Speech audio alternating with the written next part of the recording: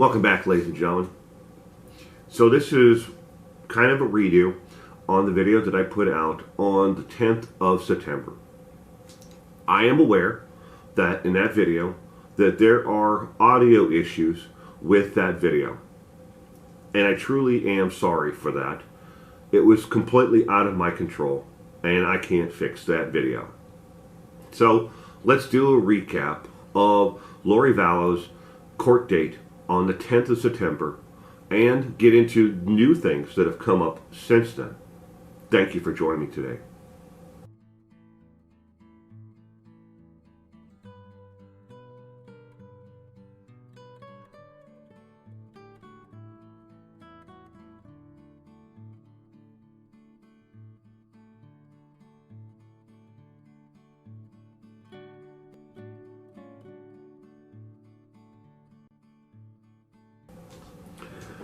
All right, on September 10th of 2020, Lori Vallow was in court in front of Judge Dane H. Watkins Jr.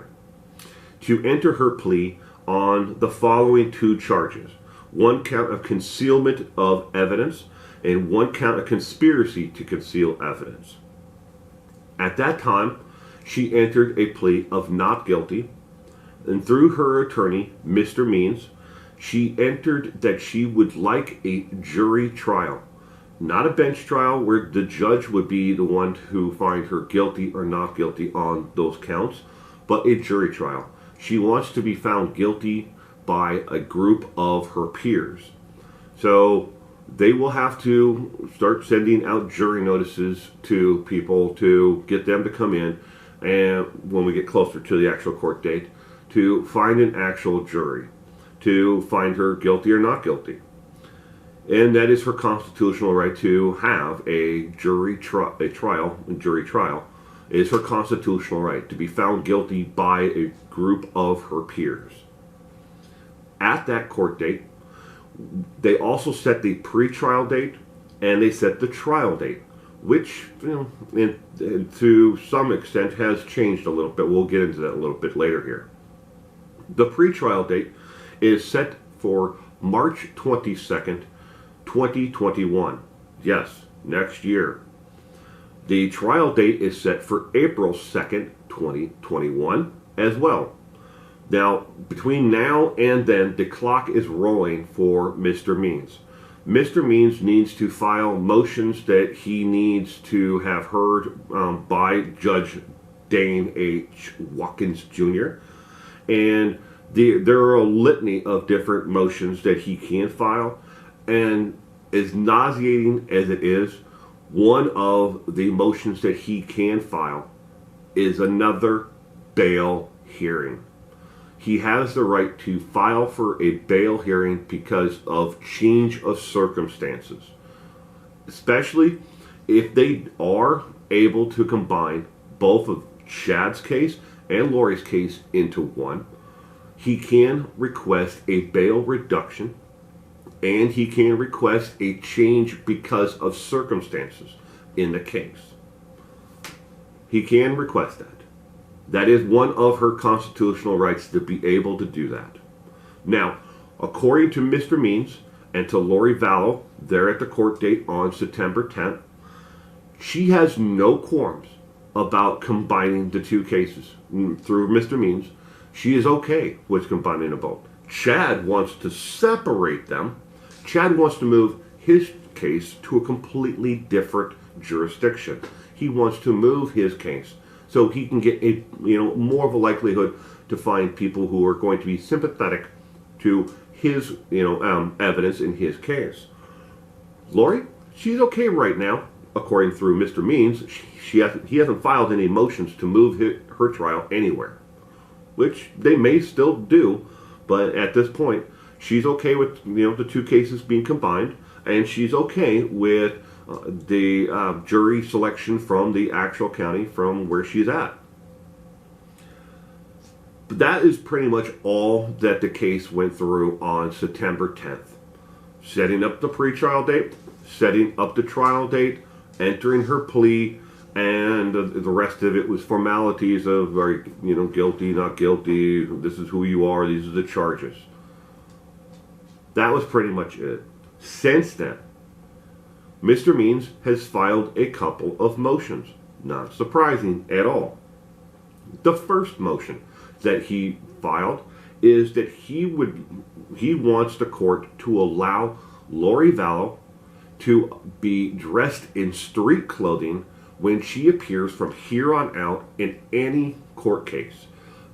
Pretrial motions, whatever it might be, evidentiary, findings, discussions, whatever it might be, anything where she needs to come to court.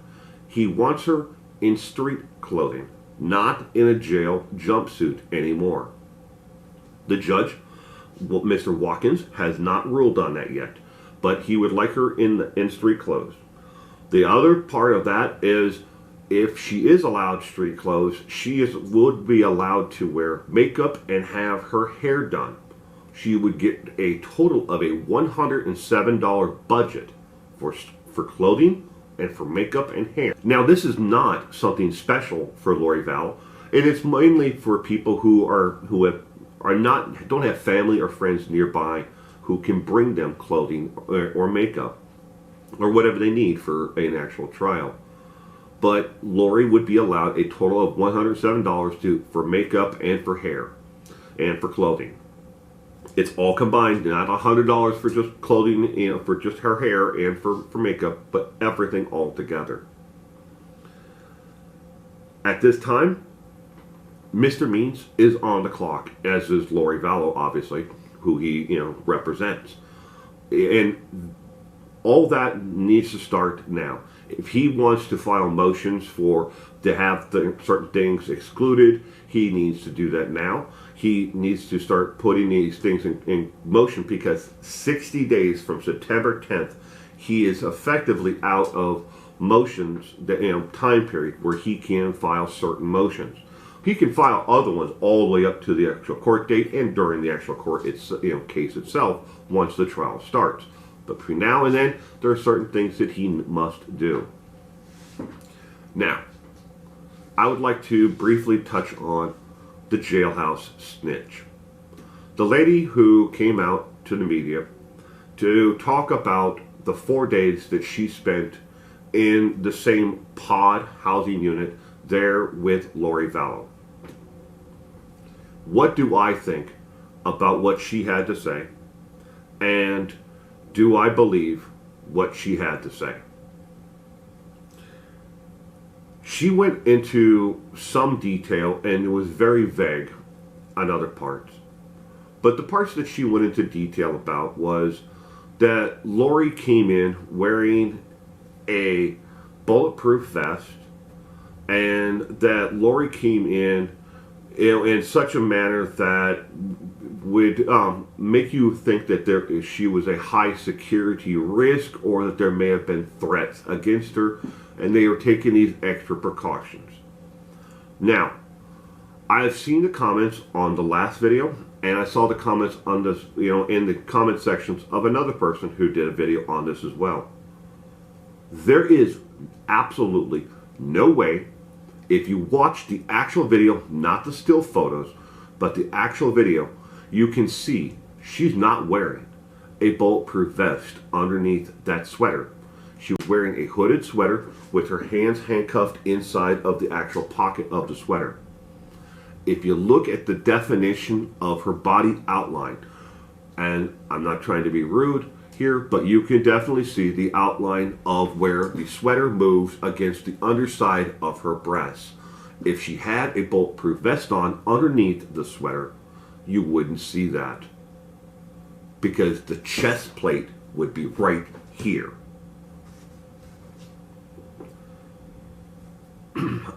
Another thing about the lady who spoke, and said that she came in with the bulletproof vest on, is that she went into great detail about listening to Lori Vallow on the phone, speaking constantly with her son Colby, and to speaking with Chad. She said that sometimes Lori Vallow would wear earbuds and other times she wouldn't.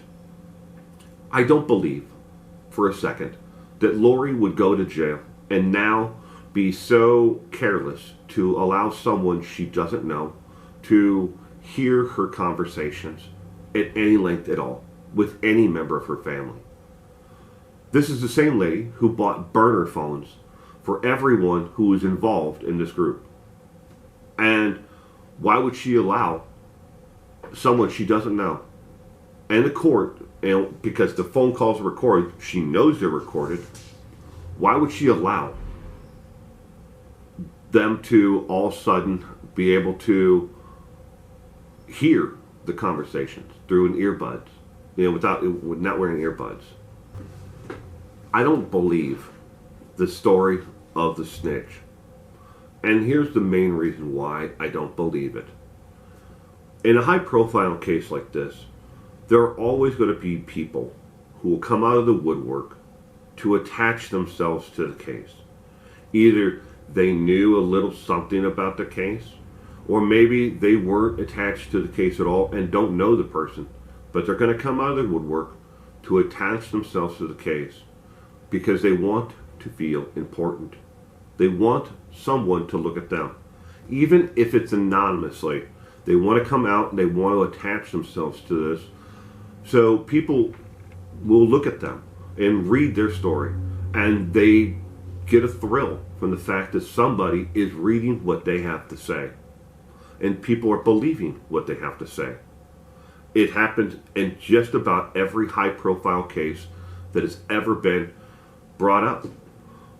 Going back to the Wild West here in the United States and Jesse James, and the Outlaws, people said that they saw him everywhere and they attached themselves to the case.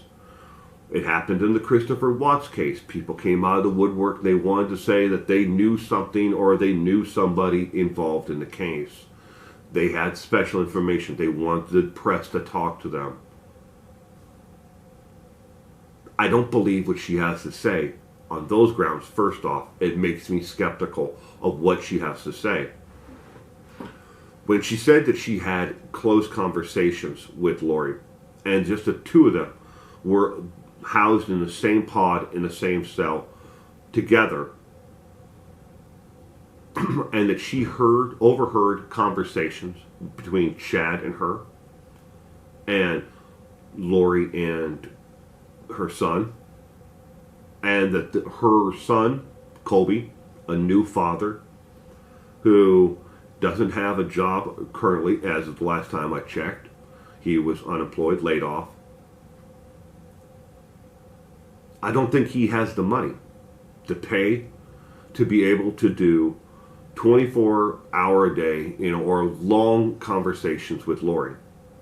Now, the way that the system is set up in the jail system where Lori is at for video conferencing calls, someone must purchase the actual airtime, the time to make these video conference calls. It's not money that is put on the inmate's account. It's a separate account. They keep them separate. This is just for phone use. And for video conferencing calls. And the rest of this is for you and your goodies and snacks and stuff like that, and personal hygiene. They're separate accounts. Colby would have to be the one to put the money on the books to video conference with his mom.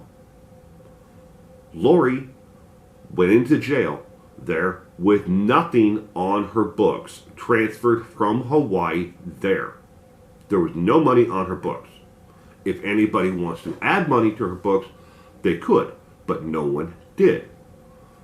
So she has no means to add it herself. She can't call up and use her own debit card or her credit card to add money to the books. Somebody from the outside must. Was it Chad? Did Chad put money on her books so she could video conference with Colby?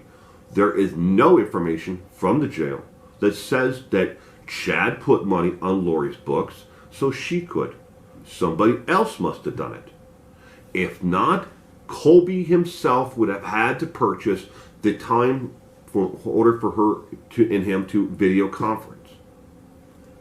And would he, as a new father with no job, want to spend hours and hours and hours with his mother after the first conversation she had with him, where she refused to answer anything about JJ or Tylee and said nothing about any of it except for go read the scripture. Go read the scripture of Job and you'll understand why I'm here. Even as a devout Christian as Colby is, I don't think he would want to put up with that kind of crap from his mother after that.